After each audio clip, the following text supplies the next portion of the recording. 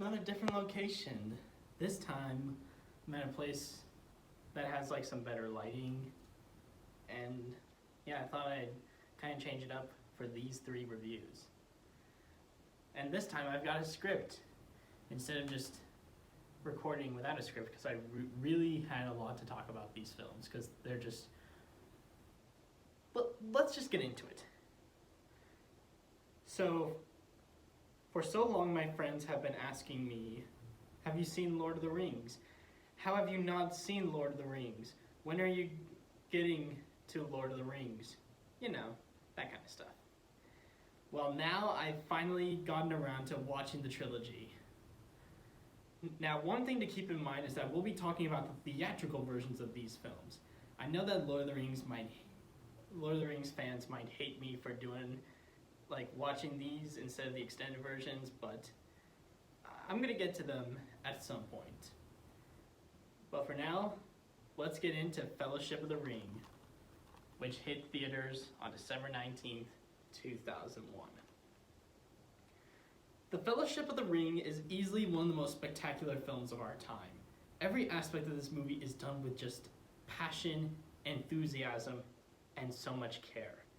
The history of its places like Middle-earth, Morinor, the caves, etc. It was all just like so insightful and really well established. The cinematography never stops looking so beautiful, with its use of dark and vibrant colors, its big and grandiose wide shots, and cold/mute locations. It's one of the most visually pleasing, or just one of the most visually beautiful films I've ever seen. At least in the realm of live action films.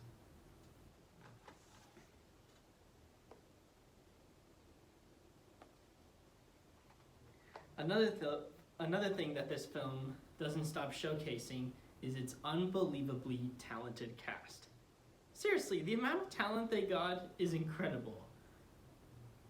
If I had to pick my favorite performance of the whole film, and so far just the whole trilogy, it would have to be Sean Astin as Sam. He was able to understand what kind of character Sam is, and he really made the role his own. Also, fun fact, Sean Astin came to Springfield from Missouri Comic-Con this month. Sadly, I didn't get the chance to go there and meet him, but he seems like a cool guy to be around. But everyone else, like Elijah Woods, Bilbo Baggins, Ian McKellen as Gandalf, Liv Tyler, Sean Bean, Viggo Mortensen, Christopher Lee, Hugo Weaving, and Cate Blanchett were all just fantastic. Along with having great cinematography and performances, this movie also has so many memorable moments throughout. One of my favorite scenes is Boromir being shot while also fighting all the trolls.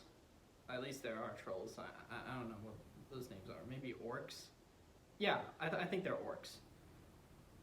It really shows that no matter how damaged he got, he didn't let it get the best of him and continued fighting until he died. Plus, it also makes him look more like a complete badass. One scene that I did watch from the extended version was a little dance from Merry and Pippin in the pub. It's just a simple, sweet little moment.